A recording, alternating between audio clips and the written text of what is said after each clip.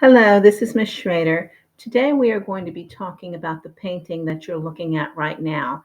It's called The Scene at the Signing of the Constitution of the United States. My students, you're going to need a piece of paper and something to write with, and I want you to afterwards give me between 7 and 10 sentences about what you found interesting, educational, and important about the scene at the signing of the Constitution of the United States. Okay, so I'm going to go ahead and start talking to you about this. This is a 1940 oil on canvas painting, so it's not a primary source. It was painted many years later, and it was painted by an artist by the name of Howard Chandler Christy. And it is showing the Constitutional Convention members signing the Constitution at Independence Hall in Philadelphia. That's the same place where the Declaration of Independence was signed. This painting was commissioned in 1937 for the Constitution's sequencentennial.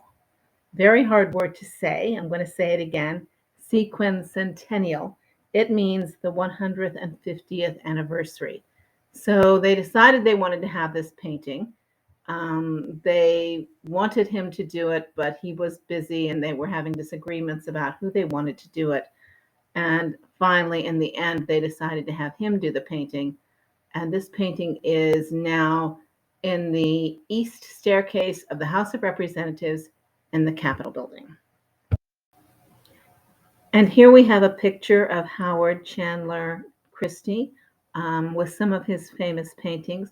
He was born in 1872 in Ohio, and he died in 1952. So he had a nice long life. And he is most famous for what's called the Christy girls. I'm going to talk about that now.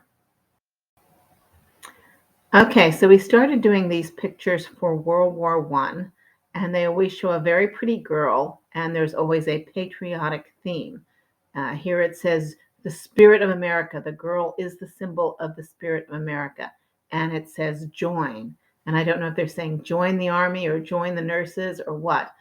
She's got a U.S. flag. She's wearing a nurse's hat. There's a cross there symbolizing the Red Cross.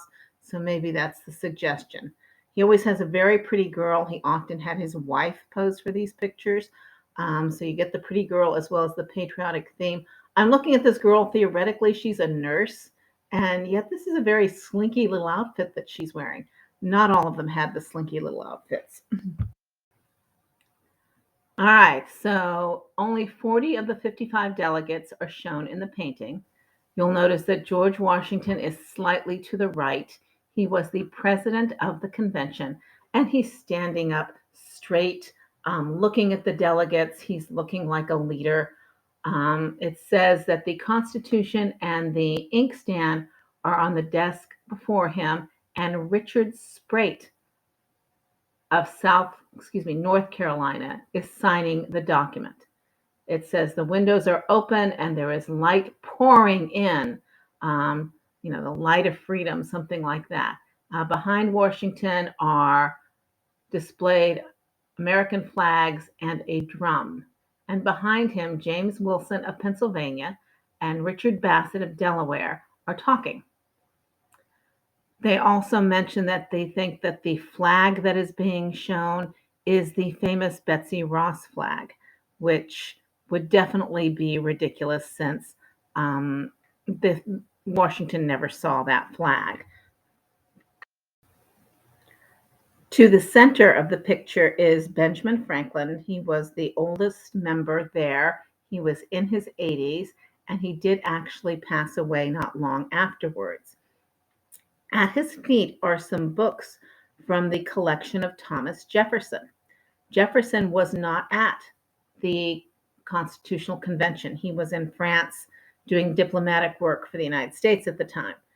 But Christy wanted to have Jefferson represented in some way, and so he puts the books at Franklin's feet.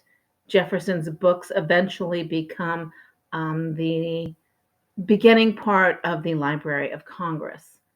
To our left of Benjamin Franklin is Alexander Hamilton. He looks like he's talking into Benjamin Franklin's ear.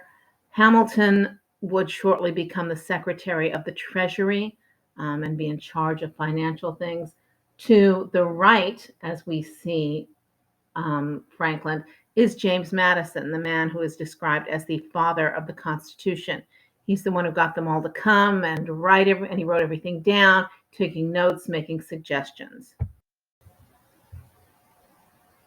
The person standing behind Franklin, wearing the red coat and holding up four fingers, that's William Jackson. He is the convention's secretary.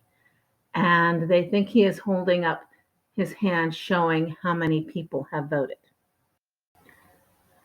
And here you have a drawing which will identify all of the different members who are being shown in the painting.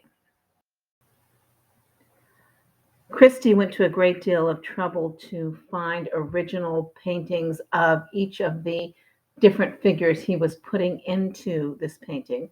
A couple of the figures, Thomas Fitzsimmons and Jacob Broome, their faces are shown rather vague and fuzzy because there are no portraits that were able to be found.